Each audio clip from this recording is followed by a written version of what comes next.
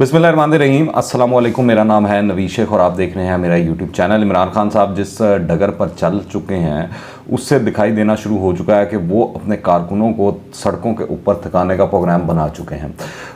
वो अपनी जो ये स्ट्रीट पावर है उसको जो जलसे जुलूसों के अंदर रखना चाहते हैं, ख़ास तौर पर बल्कि यूँ कहना चाहिए कि एलीट पावर जो है। मगर ये भी एक हकीकत है कि ना सिर्फ इनके वोटर और सपोर्टर बल्कि वो खुद भी ये चाहते हैं कि मई जून की जो तपती दोपहर है या गर्मी है, धूप है, उसके अंदर एहतजाज ना किया जाए, उसमें जलसे जुलूस ना किए जाएँ। शाम के टाइम जो है ये काम किया जाए और साथ म्यूज़िक भी हो, मौसीकी के ऊपर फिर जो है डांस तो आपको पता है वो भी हो और साथ एहतजाज भी कर लिया जाए तो कितना अच्छा है। इस सिलसिले में अनीक नाजी साहब ने एक ट्वीट की, मेरी नज़र से गुजरी, बड़ी मज़ेदार ट्वीट थी, बड़ी इंटरेस्टिंग ट्वीट थी। मैं आपके सामने रखता हूँ, पढ़ के सुना देता हूँ कि उन्होंने बड़ी अच्छी मंजर कसी की है कि पीटीआई रंग भरा नशा और रस भरा शराब है, जहां दीन फरोश मुल्ला, कुफर से भरे सूफी, जादूगर सहारा, डांसर नौजवान और मस्त कर देने वाले गीत हैं जो सब मिलकर इंसान को हकीकत से दूर कर देते हैं। या मुल्ला इंसार अब्बासी से वीना मलिक तक सब कुछ मिलता है। ये जो उन्होंने मंजर कशी की है बिल्कुल ऐसी है जैसी हसन बिन सबा की जन्नत की मंजर कशी हम पढ़ते रहे हैं किताबों के अंदर, सुनते रहे हैं कहानियों के अंदर। और वो फ़िदायीन वाला जो वो मामला है वो आप सब जानते होंगे, मालूम होगा कि किस तरह फिर उसके बाद जो वो जन्नत देख लेता था और जो फ़िदायीन होते थे वो कुछ भी करने को तैयार होते थे, यहाँ तक कि अपनी जान भी ले सकते थे।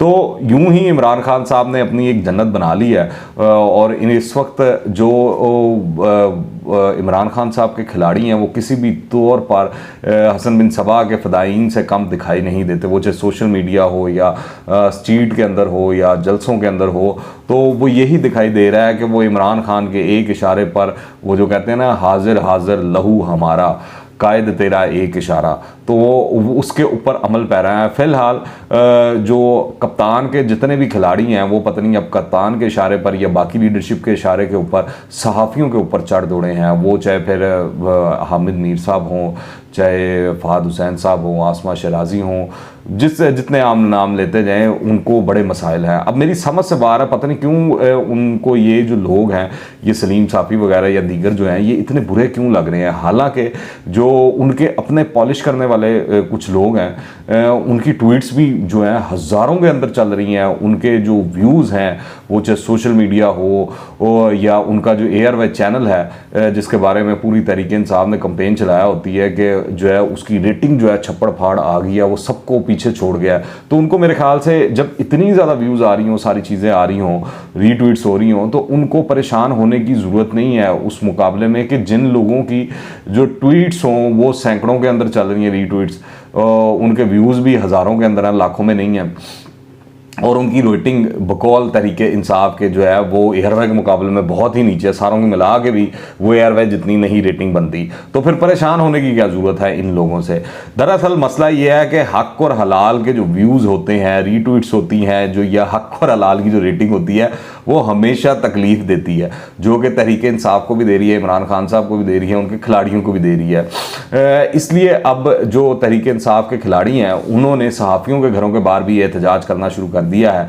और मैं आपको बताऊं, इमरान खान साहब असम्बलियों से इसलिए भाग रहे हैं क्योंकि वहाँ सिर्फ कप्तान की नहीं सुननी होगी। अगर वो बतौर अपोजिशन लीडर आकर तकरीर करेंगे भारत के हवाले से, मईशत के हवाले से या वो फॉरेन फंडेड हुकूमत के हवाले से, तो उनको जवाब भी सुनना पड़ेगा। मुखालफीन जो हैं वो जवाब भी देंगे, बातें भी करेंगे और उनके नैरेटिव के काउंटर नैरेटिव भी आएगा। तो ये इमरान खान साहब नहीं चाहते। इमरान खान साहब आपको पता है वो एक इस तरह की तिलिस्माती शख्सियत है, वो चाहते हैं कि जो उन्होंने कह दिया बस वो हरफ आखिर है, ना उससे ज़्यादा ना उससे पीछे कोई बात ना की जाए। तो इमरान खान साहब इस फार्मूले के ऊपर लगे हुए हैं, इसलिए वो असम्बली के अंदर नहीं आना चाहते, इसलिए वो अपोजिशन करने से बिल्कुल इस वक्त आरी दिखाई देते हैं। मगर मैं आपको एक बात बता दूं कि इमरान खान को सड़कों की लंबाई का अंदाज़ा बिल्कुल नहीं है। जब लास्ट टाइम वो निकले थे लॉन्ग मार्च लेकर इस्लामाबाद की जानिब, तो गुजरांवाला में उनके कानवाय के ऊपर पथराव हो गया था, फायरिंग शायरिंग भी हुई थी। मैं ये खुद भी कवर कर रहा था, तो मैं रावी हूँ इस चीज़ का। और फिर ये हालात इस कदर कदर ख़राब हुए थे कि इमरान खान साहब को कंटेनर छोड़कर जो है दीगर गाड़ियों के अंदर बुलेट प्रूफ और बम प्रूफ गाड़ियाँ जो हैं लैंड क्रूज़र्स वगैरह, उसके अंदर जो है इस्लामाबाद जाना पड़ा था। और वहाँ जाकर जब उन्होंने धरना देने की शुरुआत की तो पता लगा उनसे पहले ही धरना तैयार था, स्टेज तैयार था, सारी चीज़ें तैयार थी। लेकिन इस बार इस तरह का कोई मदद जो है, गैबी मदद जिसको आप कहते हैं, वो आती हुई दिखाई नहीं दे रही है। इस मरतबा इस तरह लग रहा है कि उनके जलसे जुलूसों में जितनी मर्जी तादाद आ जाए, किसी को कोई दिलचस्पी नहीं है, कोई उनको लिफ्ट नहीं करा रहा, क्योंकि मौका मिलने के बावजूद इमरान खान साहब डिलीवर करने में नाकाम हो चुके हैं। अगर अब इमरान खान साहब अदलिया और इस्टेब्लिशमेंट को रगड़ा लगाने से बाज नहीं आते हैं तो ऐन मुमकिन है कि किसी अमली कार्रवाई का आगाज़ हो जाए। मैं बता दे तो मिसालें दे सकता हूँ कि जिसके तहत ये काम हो सकता है, जैसे फॉरेन फंडिंग केस है, अबराज ग्रुप वाले आरिफ नकवी वाला जो मामला है जिससे इमरान खान साहब ने $2 मिलियन जो हैं वो लिए हैं मुबैना तौर पर बकौल मोहसिन बेग साहब। और फिर जो रईस करसर है, अगर इससे भी ना हो तो फिर इमरान खान साहब की इतनी ATM मशीनें हैं। आज भी एक ATM मशीन जो है वो आज़ाद कश्मीर के अंदर वज़ीर-ए-आज़म बन गई इमरान खान साहब की, तो किसी भी ATM मशीन की गर्दन मरोड़ कर तो वो सारे राज उगलवाए भी जा सकते हैं और सारी वारदातों का पता भी लगाया जा सकता है। और फिर उस्मान बुज़दार साहब जितनी वीक पिच के ऊपर इस वक्त खड़े हुए हैं, वीक ग्राउंड के ऊपर खड़े हुए हैं, वो सब जानते हैं, तो उनके ज़रिए इमरान खान साहब को काबू करना भी नामुमकिन नहीं है। और फिर आप देखें कि इम्पोर्टेड हुकूमत का ताना देने वालों को आप देखें फॉरेन फंडिंग केस के अंदर अमेरिका, भारत, इजराइल और पता नहीं कहाँ से फंडिंग आ रही है, जो कि फॉरेन फंडिंग केस का फैसला आएगा, चीज़ें सामने आएंगी तो सबको मालूम हो जाएगा। फिर मैं आपको बताता चलूँ, मोहिद यूसुफ, हफीज़ शेख, नदीम बाबर, सानिया निश्तर, शहबाज गिल, सलमान खावर, आजम सवाती, मंसूर रजा बाकिर अमेरिका से, और शहजाद अकबर, कासिम खान, जुल्फी बुखारी, मलका बुखारी और बरतानिया से जो हैं इम्पोर्ट शुदा लोग हैं। मज़ीद बात यह है कि इनमें से कोई भी वोट लेकर नहीं आया और इन सब को लाने वाले जो है वो इमरान खान अब आवाम को बता रहा है कि इम्पोर्टेड हुकूमत नामंजूर जो वोट लेकर, जो एक आइनी प्रोसीजर को फॉलो कर जो एक आइनी तरीक़ाकार के तहत जो है हुकूमत बनी है, उसके हवाले से इमरान खान साहब ये बातें कर रहे हैं। फिर आप देख लें कि इमरान खान साहब अगर चाहते तो कराची जलसे में शिरकत करने के लिए वो 20,000 का टिकट खर्च करके भी कराची जा सकते थे, मगर उन्होंने ये गवारा ना किया, बल्कि उन्होंने कोशिश की कि 29 लाख रुपए खर्च करवाए जाएं, वो क्योंकि उनकी अपनी जेब से नहीं होने थे, किसी ना किसी ATM मशीन से होने थे। और वो सुना है कोई दुबई से कोई पार्टी है, कोई खातून है, वो इशारे तो फरा बीबी की तरफ ही जा रहे हैं, फरा गुजरी की तरफ ही जा रहे हैं। तो देखते हैं क्या किस तरह मामला चलते हैं। फिर मैं आपको बताता चलूँ, इमरान खान लाख चाहे इस्टेब्लिशमेंट से ज़्यादा ख़तरनाक नहीं हो सकते और ना ही इनके सड़कों पर आने से आलमी इस्टेब्लिशमेंट जो है उसकी कांपें जो हैं वो टांगना शुरू हो जाएंगी।